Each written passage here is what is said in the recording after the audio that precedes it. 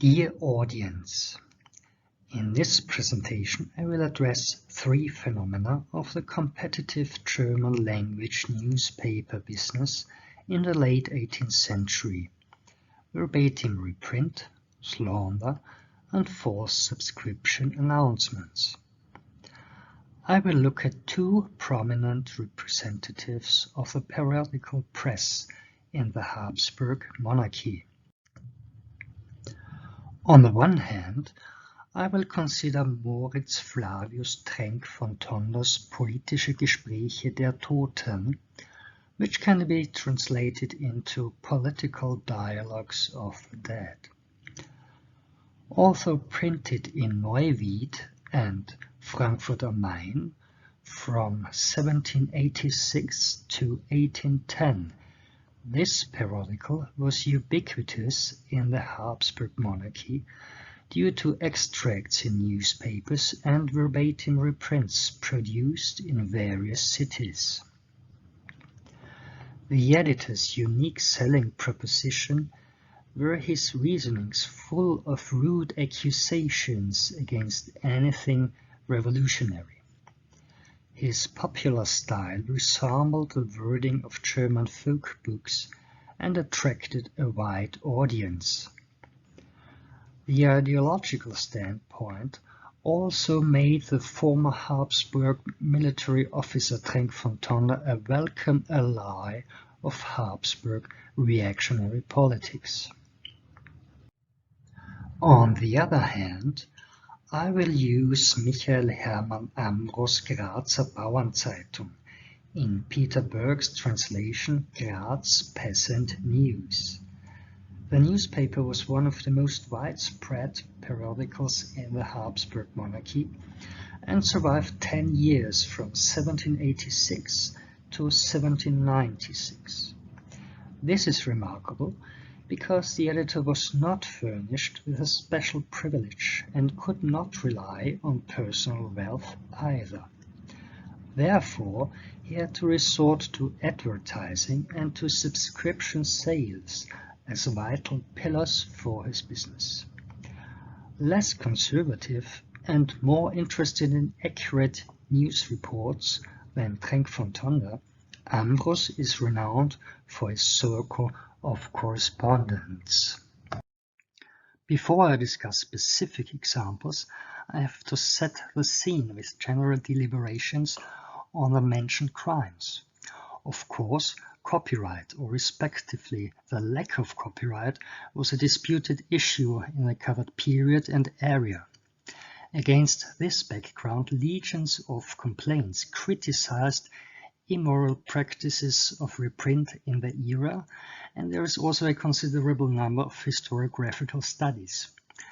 The latter usually refer to more bookish products of print, though. Only recently, Will Slaughter has more precisely elucidated the early modern and modern development of copyright for periodicals, which dealt with news in the broadest sense. It is true that Slaughter's scope is restricted to Britain and the United States.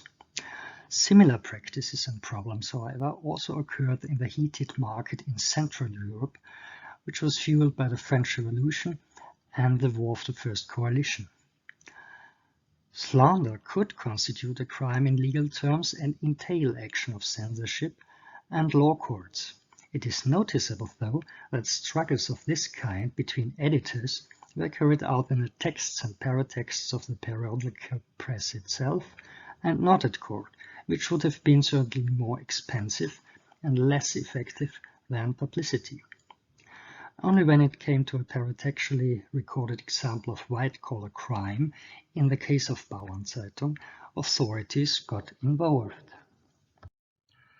The obsession with unauthorized reprint is one of the most conspicuous and most relevant features in Politische Gespräche. The editor tried to meet this threat in different ways. In late 1793, he planned to accelerate publication rhythms. Daily publishing should overwhelm reprinters with workload. However, he overestimated his own capacity and stopped this project. Trenck von Tonder also searched for allies and found Ambros as one of them. Both borrowed from one another, often, but not always citing the source. In 1797, the Neuwied newspaper also prominently championed progressive legal action on a supranational level to arrive at effective copyright laws. But Trenck von Tonder also tried the conservative way, that is, he appealed to Emperor Leopold II and reported on this attempt in the journal. Justice had to be sought for his mind, because feeling of shame, id est morale, had proved to be useless. Eventually, though, nothing happened, neither under Leopold II nor under his son Francis, and Trenck von Tonder had to resort to public shaming, which he had already applied in 1787, only 1 year after the periodical had been launched. This most important response to reprint consisted of satirical texts which are clearly more elaborated than ordinary metaphors of theft or piracy. Trenck von Tonder's first object of hatred was a reprinter in Prague. Trenck von Tonder revealed that his correspondent in this city would have inquired how the face of this criminal looked like. Thus, a hanging in effigy in a copperplate print could be carried out. In the realm of the dead, the so-called Elysium, the fictitious lawsuit would already approach its fatal decision, as the editor claimed deeply submerged in his genre. In the first issue of 1788, Trenck von Tonder let the recently deceased reprinter take place at a lavishly prepared table in the underworld, where a newspaper treat, Zeitungsschmaus, was held. Only the reprinter himself could eat the dishes from his own reprint kitchen, Nachdrucksküche, and had to vomit and endure terrible pain after having devoured all his reprint dishes, Nachdruckspeisen. It is interesting to turn to a surviving copy of the Prague reprint at this point. In an announcement, the reprinter's son indeed stressed to be furnished with a license from the Viennese court. What is even more, the successor corrected Trenck von Tonder's onslaught that the reprint would be incomplete and omit any criticism. It was now the Neuwied journalist who was characterized as shameless. The promised engraving, an extraordinary feature of periodicals at this time, was finally published in 1790, and the editor commented that the hanged man at a lantern in a revolutionary scene would resemble the Viennese reprinter. Philanthropism would demand to cut him from the lantern, but only under the condition that he ended any activities of reprinting. But in a rhetoric question, Trenck von Tonder also asked pointedly if this privileged miscreant would not have earned his fair penalty. Viennese reprinters and string pullers in the background were dehumanized as mice in the same year. Lustfully, their nobiliary particles and current or former honorable occupations were enumerated. Probably most delicately, one of the reprints was a joint venture of the Viennese censorship officer, the humble agent of a leading bookseller, and the prestigious ennobled printer. Ambros suffered from different problems at the beginning of the 1790s. End of 1791, the activity of his copycat surged, and the editor was confronted with what he called inflammatory letters, Brandbriefe. The political connotation of this term is certainly well chosen. Each day, some of these letters would arrive in the office, sent in by warm benefactors among subscribers and correspondents. These letters would siege subscribers of Graz newspapers and especially of Bauernzeitung. Their aim was to replace existing subscriptions in favor of a newspaper which would be born in 1792. Probably this refers to the new newspaper in Graz in this year, Grazer Bürgerzeitung, that is, Graz Citizen News.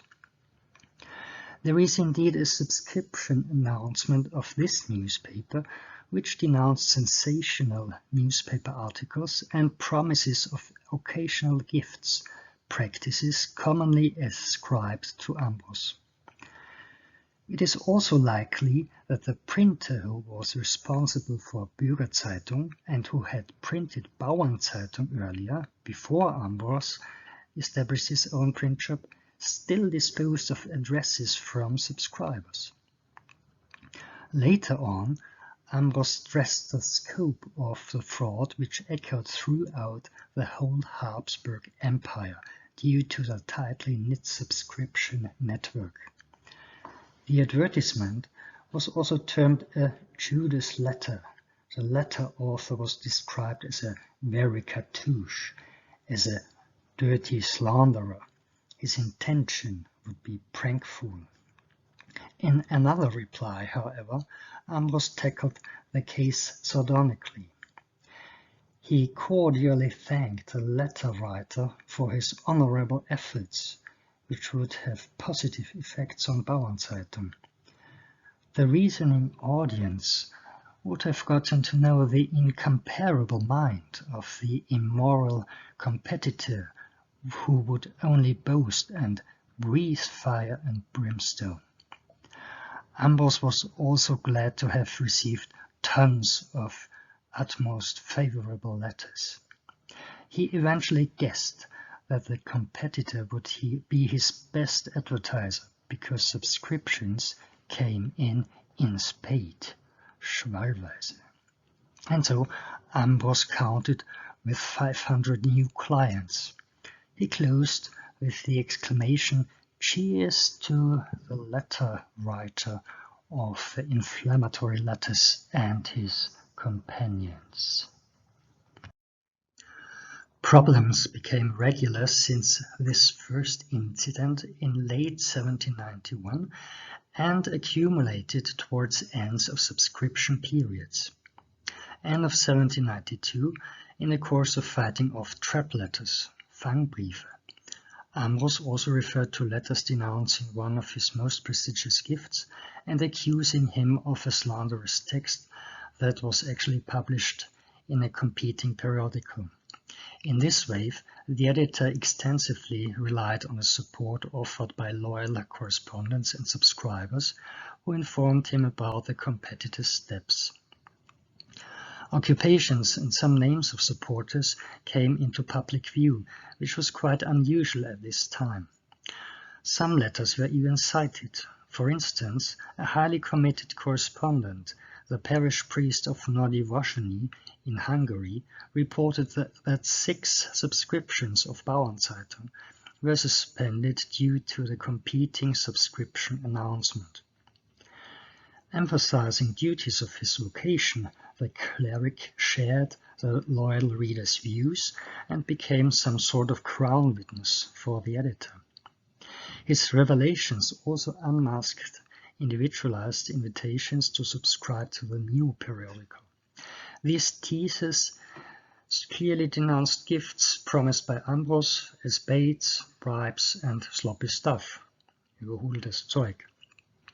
Another letter of the same correspondent testified that enemies would have labeled Ambros a freethinker, a defier of religion, a mocker of the clergy, and a betrayer of naive people in word and script, that is also behind the scenes of the newspaper.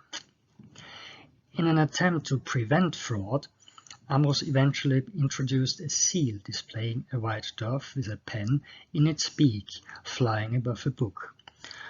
Below this image, Ambros' initials could be seen. This, however, only prompted even more audacious action from competitors. In 1794, Ambros reported that a recently employed secretary had stolen addresses of subscribers and of some correspondence, as well as a package of letters with Ambros' signature.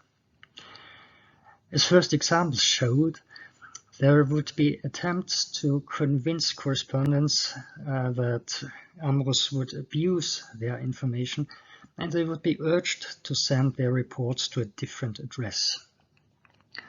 The miscreant, who was allegedly paid 16 guilders for this theft, would be now wanted by the police.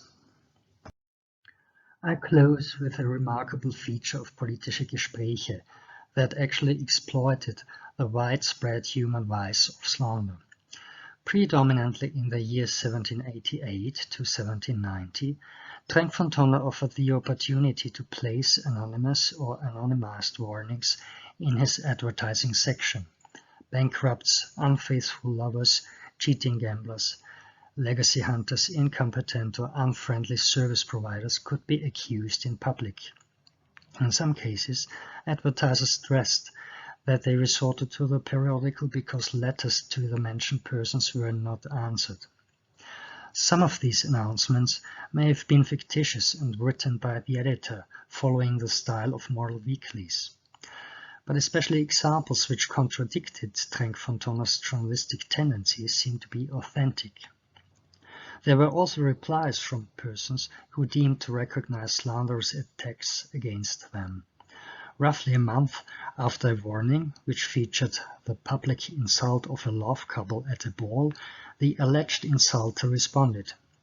He gave his initials, complained heavily about the false accusation, and ridiculed the male lover as an overreacting Don Quixote. To conclude, unauthorized reprints marked the narrow moral margin between good and bad practice in a time when copyright was clumsily developing at best. Satire and public embarrassment seem to have been the main responses against this, so to speak, phony crime. Real crime occurred in cases of slander and white-collar crime when publishers fought for subscribers. Fake advertisements soared, and even theft of readers' addresses happened. Trenck von Tonne opened his advertisement section for threatened letters at the end of the 1780s and made money out of this medialization of a filthy form of social, or actually asocial, communication. The selected examples showed how the communication circuit of the newspapers negotiated almost all of these cases. This way, texts and paratexts of newspapers might be interpreted as some sort of an informal, self-regulating, and, very often, satirical law court. Thank you for your attention.